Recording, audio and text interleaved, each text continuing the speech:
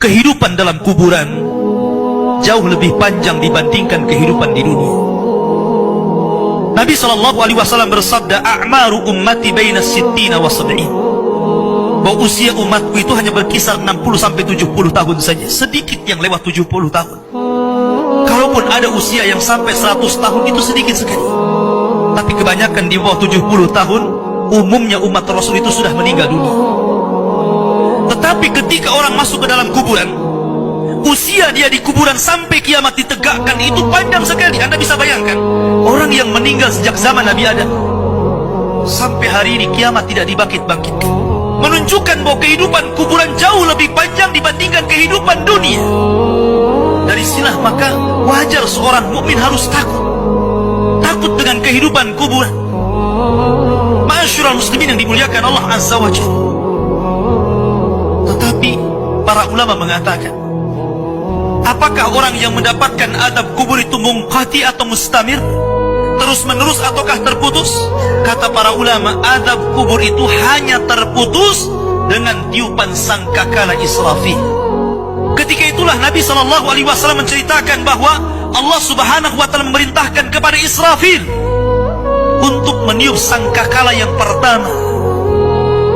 Disinilah adab kubur terputus.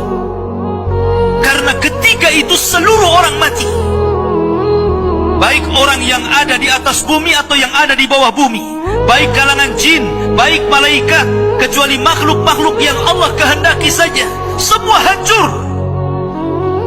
Dan Abu Hurairah radhiyallahu anhu menceritakan kehancuran bumi setelah tiupan sangkakala itu adalah 40. Bisa 40 hari, bisa 40 bulan, bisa 40 tahun.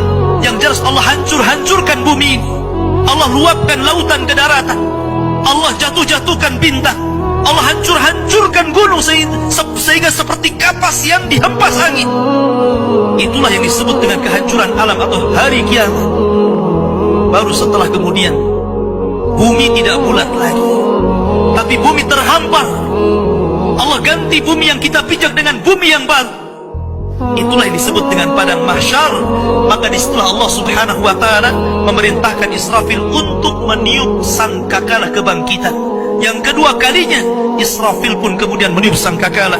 Maka dari situlah manusia keluar dari perut bumi. Wa akhrajatil ardu athqalaha. Allah keluarkan beban-beban beratnya. Disitulah orang-orang yang beriman, ketika mereka muncul dari kuburan, maka mereka akan berkumpul dengan keluarganya. Allah mengatakan, alladzina amanu wattaba'athum dzurriyyatuhum biimanin alhaqna bihim dzurriyyatuhum. Orang-orang yang beriman, kemudian keimanan diikuti oleh keluarganya, oleh istrinya, oleh suaminya, oleh bapaknya, oleh anak-anaknya, oleh cucu-cucunya. Maka ketika mereka dibangkitkan dari kuburan, mereka langsung berkumpul menjadi satu keluarga. Dan itu sebuah ketenangan. Tapi orang-orang di luar daripada beriman, mereka keluar dari perut bumi seperti dua binatang. Pertama Allah contohkan dengan laron yang berterbangan. Anda bisa melihat laron apabila terbang di atas lampu atau di sekitar lampu. Lihat bagaimana cara terbangnya. Mereka akan saling tubruk dengan kawan-kawannya. Karena pada hari itu anak lari dari orang tuanya, suami lari dari istrinya, orang tua lari dari anaknya. Terkadang mereka bertubruk satu dengan yang lainnya. Yang kedua seperti belalang kal jaradil muntashir.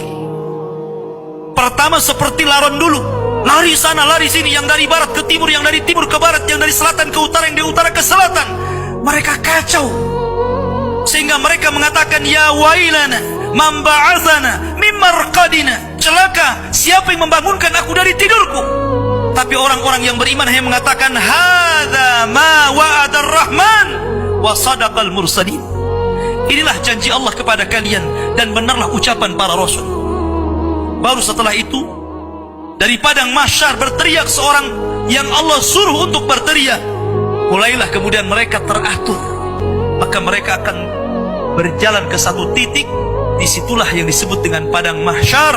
Mereka akan tinggal selama 50 tahun telanjang, kembali tidak dikhitan, tidak pakai sandal, matahari dekatkan 1 mil, keringat bercucuran, tidak ada makan, tidak ada minum, Mereka berdiri 50 tahun.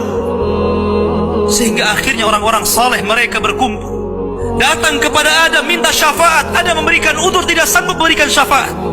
Kata Adam, datanglah kalian kepada Nuh, karena dia Rasul pertama dalam Islam, Rasul pertama setelah aku. Maka mereka pun kemudian datang kepada Nuh. Nuh pun memberikan udzur, datanglah kalian kepada Ibrahim, karena dia Khalilur Rahman. Maka mereka datang kepada Ibrahim. Kata Ibrahim, aku tidak sanggup berikan syafaat, datanglah kalian kepada Musa, karena dia Kalimur Rahman. Ketika mereka datang kepada Musa, kata Musa, datanglah kepada Isa. Isa pun memberikan udzur, tidak bisa. Seandainya kalian datang kepada Muhammad sallallahu alaihi wasallam itu lebih baik.